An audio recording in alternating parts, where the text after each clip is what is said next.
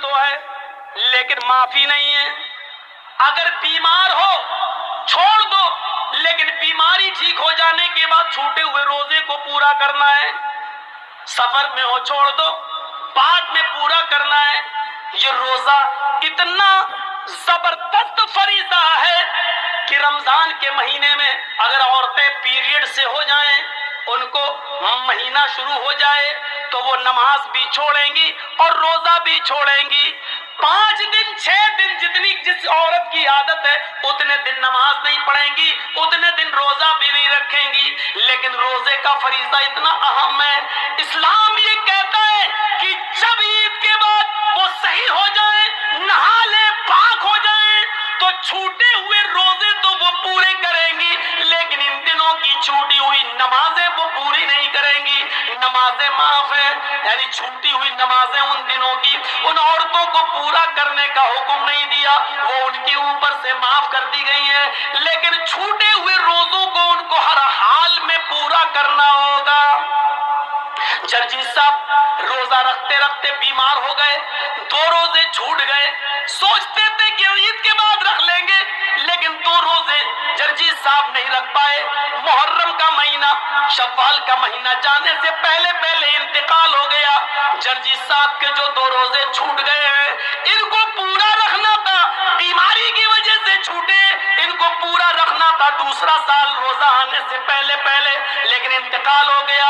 تو یہ مرنے کے بعد بھی میرے اوپر سے معاف نہیں ہے. اب یہ چھوٹے ہوئے 2 روزے میری اولاد پورا کرے گی, میری بیوی رکھے گی, میری بہن رکھے گی, میرا باپ رکھے گا, میرے خون کا کوئی رشتہ ہوگا وہ رکھے گا. غور کیجئے, یہ اتنا زبردست فریضہ ہے یہ روزہ جو کسی بھی کنڈیشن میں معاف نہیں ہے. بہت زیادہ کوئی بوڑھا آدمی ہے جو روزہ ہی نہیں رکھ سکتا ہے, اس کے اوپر سے بھی معاف نہیں ہے. ہر روزہ نہیں رکھے گا, لیکن ہر ایک دن کے روزے کے بدلے میں مال فدیہ دے گا. ایک مسکین کھانا کھلائے گا, ایک فقیر کو کھانا کھلائے گا, پیٹ بھر کے اس کو کھانا کھلانا ہے. اب چاہے تو 30 دن کا اکٹھا اس کو دے دے, یا 30 دن اپنے گھر میں بلا کر کھلائے, یا 30 دن کے کھانے کا راشن اس غریب آدمی کے گھر میں پہنچا دے. لیکن راشن پہنچانے سے پہلے سمجھ لینا, صرف چاول پہنچاؤ گے تو نہیں چلے گا. راشن جب پہنچاؤ گے تو 30 دن کا پورا راشن پہنچانا پڑے گا. یہاں اس میں دال بھی شامل ہے, چاول بھی شامل ہے, سبزی بھی شامل ہے, یہاں تک کہ تیل اور مرچ مسالہ, یہاں تک کہ نمک, یہاں تک کہ چولہے میں جلنے والی لکڑیاں بھی اس میں شامل ہے. یہ پورا کا پورا خرچہ آپ کو 30 دن کے روزوں کا اس کو دینا پڑے گا. یہ روزہ اتنا بڑا فریضہ ہے جو کسی بھی کنڈیشن میں معاف نہیں ہے میرے بھائیوں. لیکن اسلام یہ کہتا ہے, جرجیت صاحب بیمار ہیں, جرجیت صاحب روزے سے ہیں, جرجیت صاحب کے بغل میں پڑوس میں رادھے کرشنا نام کا آدمی رہتا ہے, اس کا بیٹا بیمار ہے, اس کو آپریشن کی ضرورت ہے.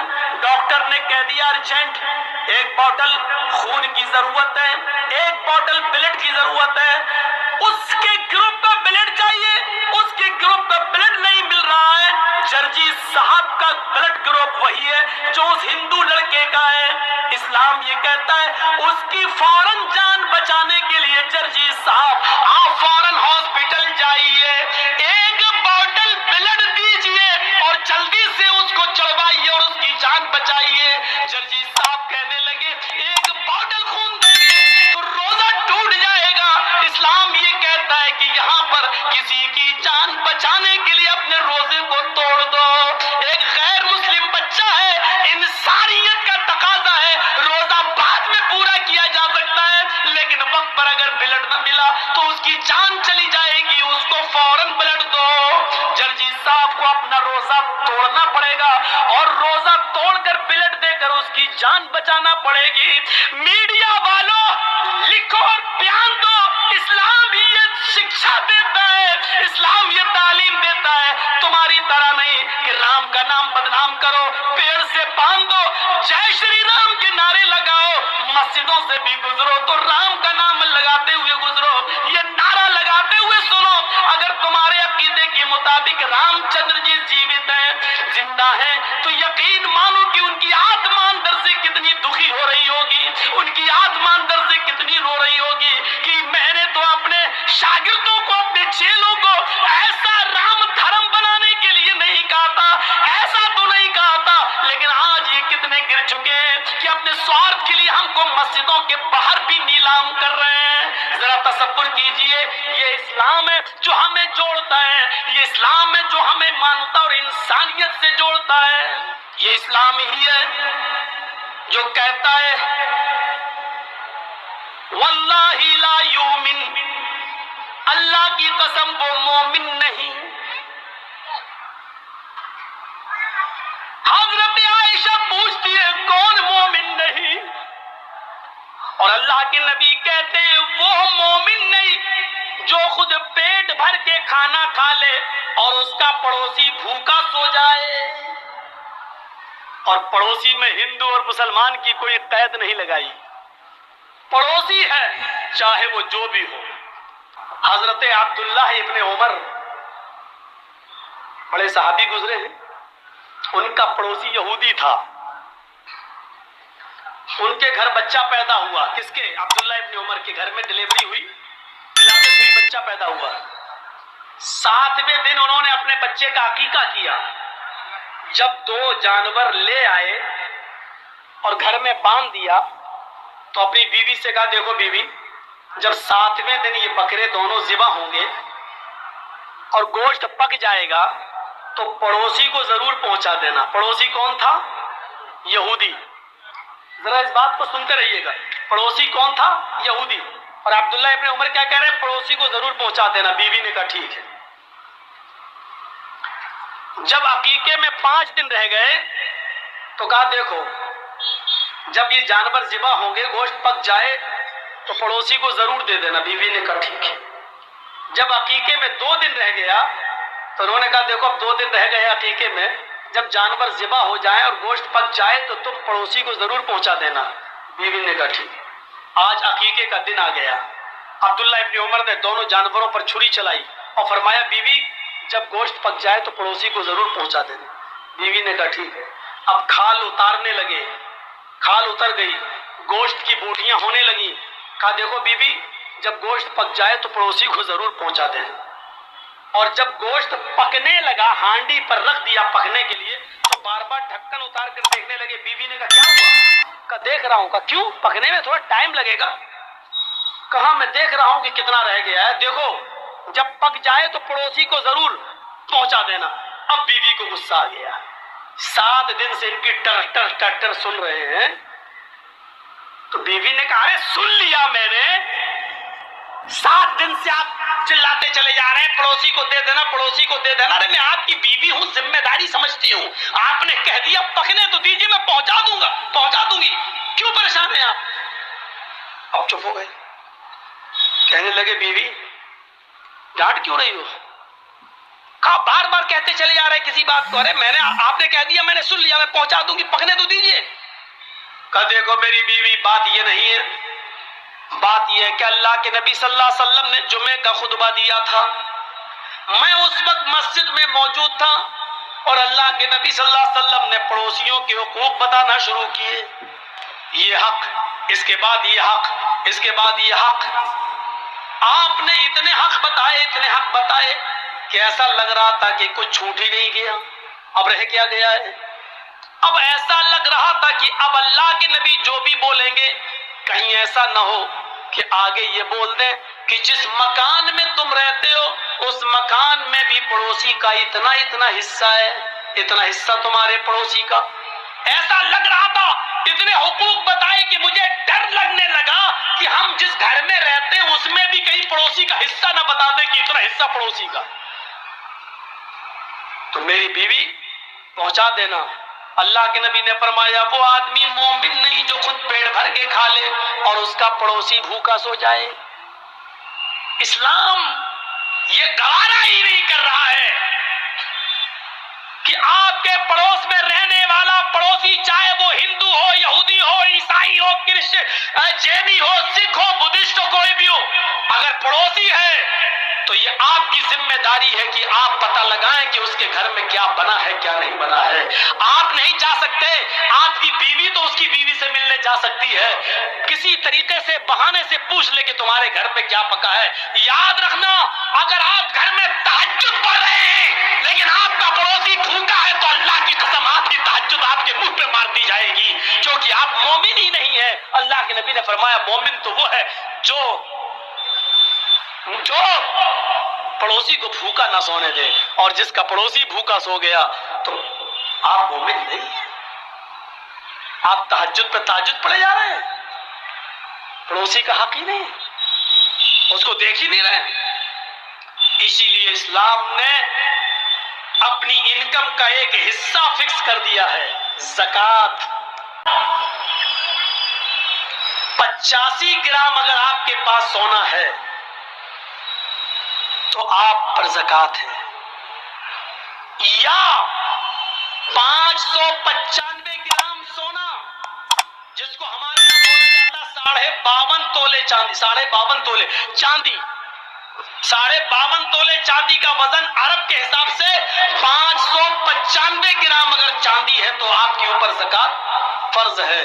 595 گرام چاندی نہیں ہے لیکن 595 گرام چاندی کے برابر آپ کے پاس قیمت ہے، پیسہ ہے، اور آپ اس پیسے کے مالک ہیں، اور اس کے اوپر 1 سال گزر چکی ہے تو اس کے اوپر زکوٰۃ ہے.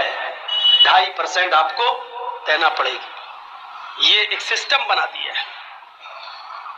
85 گرام، اب مان لیجئے 7.5 تولے سونا یعنی 85 گرام سونا.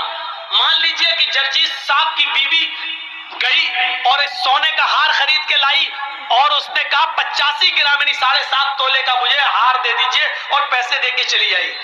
لیکن یہ 85 گرام سونے کا ہار 21 کیرٹ سونے کا ہے. سونے میں وہ ہوتا ہے نا 24 کیرٹ کا ہے کہ 22 کیرٹ کا ہے یا 21 کیرٹ کا ہے، تو جس سونے پر زکوٰۃ ہے وہ 24 کیرٹ کا سونا ہونا چاہیے، یعنی پیور.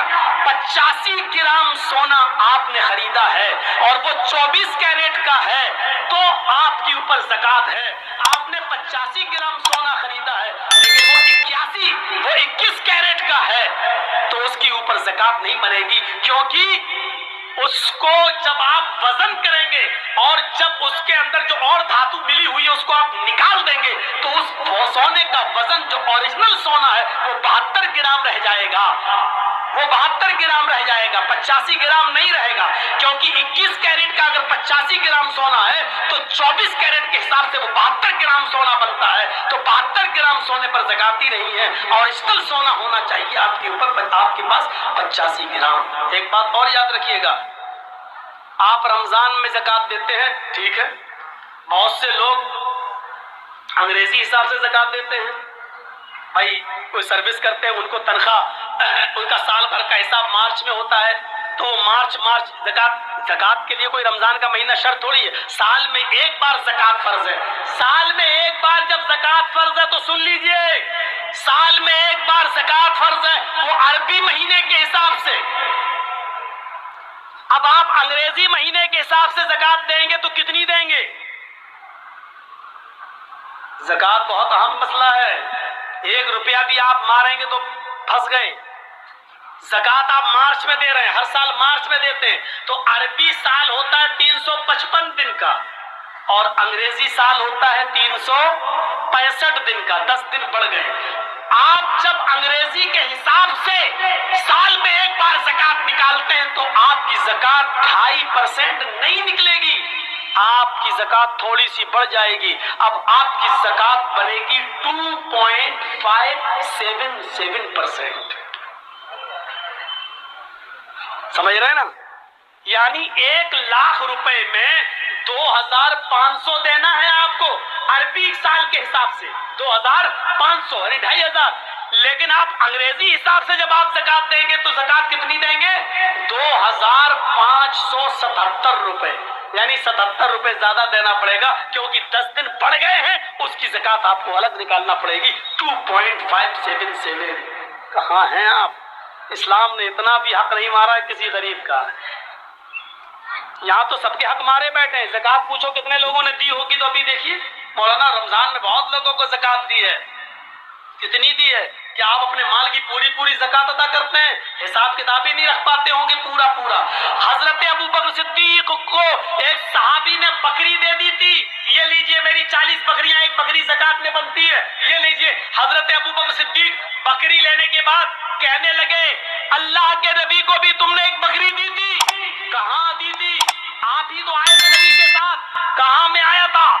اس وقت بھی 40 بکری تھی, آج بھی 40 بکری ہے, پہلے بھی میں نے ایک بکری دی تھی, آج بھی ایک بکری میرے اوپر زکات بنتی ہے. حضرت ابو بکر صدیق نے کہا کہ میں نے اللہ کے نبی صلی اللہ علیہ وسلم کو دیکھا کہ آپ نے ایک بکری ان کو رسی کے ساتھ دی تھی, رسی سمیت بکری دی تھی, رسی سمیت.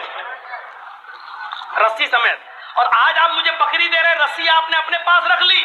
تو صحابی نے کہا کہ رسی کا آپ کیا کریں گے, میں دوسری بکری باندھ لوں گا, بکری تو دے رہا ہوں نا.